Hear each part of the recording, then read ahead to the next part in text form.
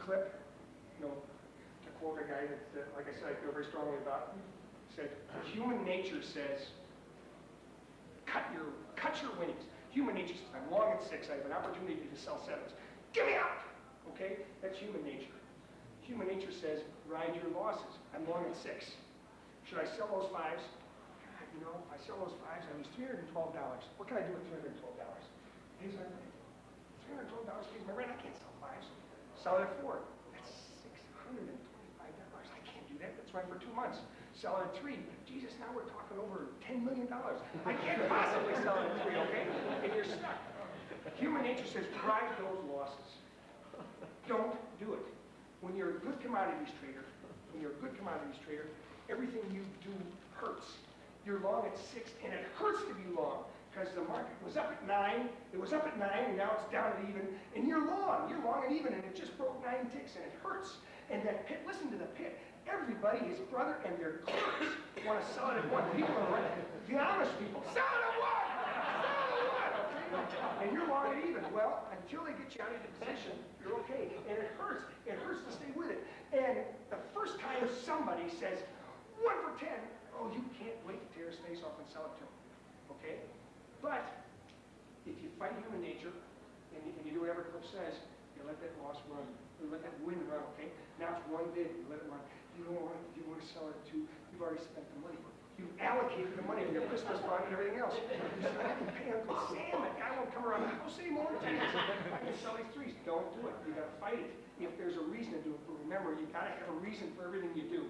If you're standing in the pit, and I'll reemphasize this, if you're standing in the pit like a nail, okay, you're not gonna have a reason for anything. You've got to say, okay, why do I want to be long? Now, we've talked a little bit about the reasons why you want to be long and you want to be short. Outside market action. Position of the locals. What weighs the paper board? Is a big dog hot or a big dog cold? Am I feeding the big dog? Okay. What do the guys around me want to do? Pit noise. That gives it away.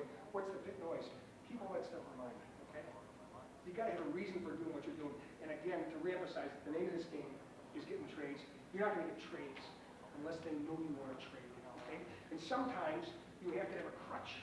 Okay. And the crutch you lean on is, oh, the yen broke 5 ticks. Okay. So I'll be an aggressive bid. But you got to have a crutch because nobody in the world, just like you said, you buy 6s. And you buy 5s, and all of a sudden they're all gone. Nobody in the world knows where that market's going to go. You have to have an outside crutch, and that'll help you bid and offer with strength. And be loud, too. You know, loud. The louder you are, the bigger your pit gets. You know that. I think that would help you. The louder you are, the bigger your pit gets. Other questions? I've got 2. First one, you said it would be different situations. They possibly earlier. Although you know that will change. The second part is we. Well, I think one of the things I was going to talk about in terms of taking a profit, no here trading case. Do I think it's going to trade the bond pit? I think if they issue 200 indictments, yeah, there'll be plenty of room. Stay where you want. But I don't think it's going to happen in the bond pit. I think it's going to be hard. Commodities trading is funny. I've known successful doctors, lawyers, teachers. They all, at a certain point in time, wanted to give it up and go do something else. I don't know anybody, with the exception of Rich Dennis, and I know there's a story there, I don't know anybody that's good at commodities trading that gave it up. Okay? Nobody wants to leave. There's a pyramid effect in the bond pit that's incredible. I know guys that have gone and traded when they were undergoing chemotherapy because they like to trade, okay? They don't do it. I do. I know them real well. People don't want to leave the bond pit, okay? I think it's going to be harder than hell to move your way out. Now, here's what I think also, okay? I think that everybody's entitled to a spot in the pit. And I think if you wanted to make a point and go to the bond pit and stand in a great spot, I think that'd be great. I think, though, that people in there will probably do harm to you. And they do harm you for good reason.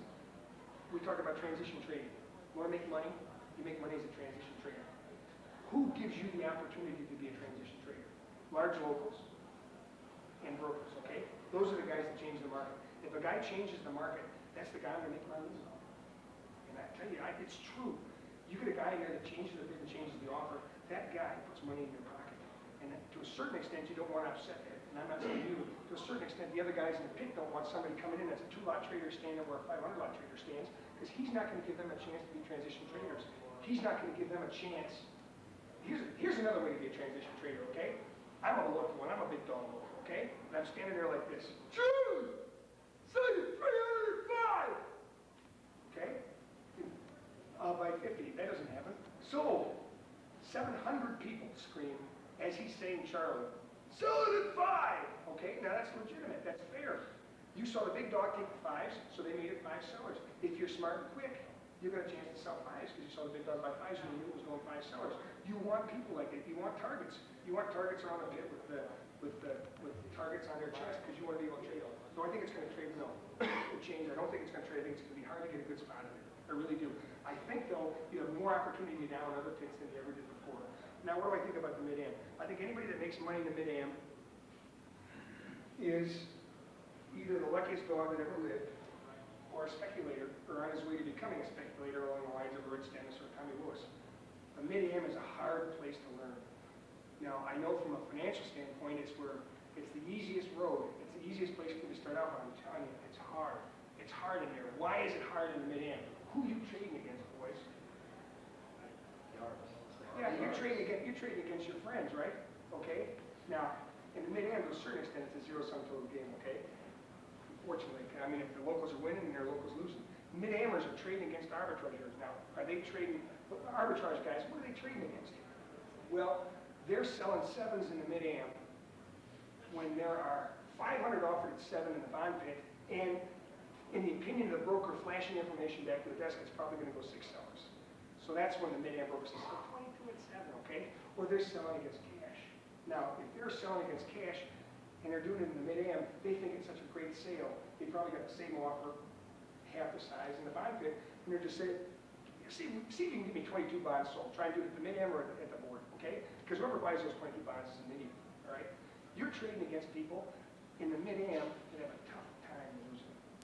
Same thing I think is true about our silver pits, some of our smaller precious metals pits. You're trading against guys that are arbing against New York. That's a hard way to make a living, fellas. It really is hard. I think you can learn a lot in the mid-am. You learn how to bid and offer, you learn how to take your losses, you learn how to card, you learn how to be vocal, you learn how to bid with authority, because in the mid-am, you really are trading against that screen, okay? Everybody in the mid-am says, you're trading against that screen that says what the big bond is doing, and you're trading against that screen that says what cash did 45 seconds ago, okay? So when you do the mid-am trade, you do it with authority. I think if I was at the mid-am, the thing I would probably do is I'd try and trade the mid-am bond contract as an example against another contract. I'd probably become an absurd spreader, trading mid-am bonds against Swiss. I think there's a guy in there that makes a living trading bonds against Swiss. I'd try and do something along that line. It's a hard way to go. And I tell you, if you can go through the mid-am process, and after 6 months you say, you know, I really think I know how to trade a little bit now, I guarantee you'll find somebody down here to give you money to get into another pit. Because the mid-am is a hard place to learn. Hard place to learn. Any other questions? Mike Manning. Mike! He's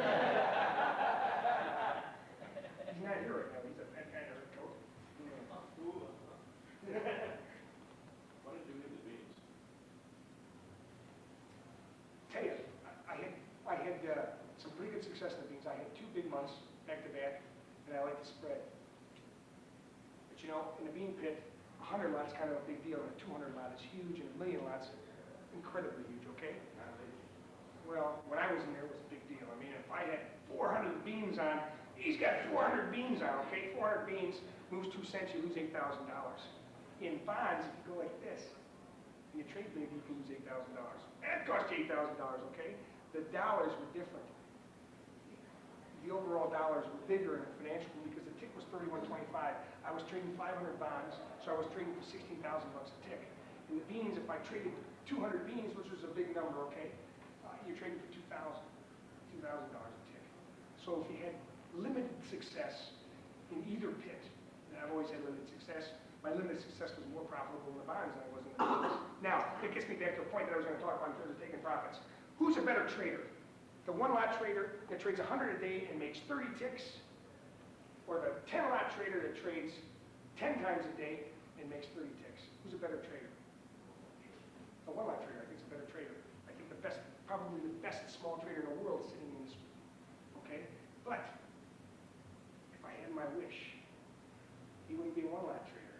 He'd be a 20-lot trader or a 50-lot trader, then I could borrow millions from him. remember now, if you have the principles down right, okay? If you have a low peak point, you know when to get out. The principles are the same if you're long 10, 20, 50, 100, maybe up to 100 or so, okay? Or if you're long one, the principles are the same. It takes less to make more when you're a larger trader. I'm the only guy that's going to say this, and the clearing firm's going to hate it. I believe with all my heart and soul, bigger is better in the commodities business. The larger you trade, the better it is for you, the more profitable you are. When you trade one lots, no matter how loud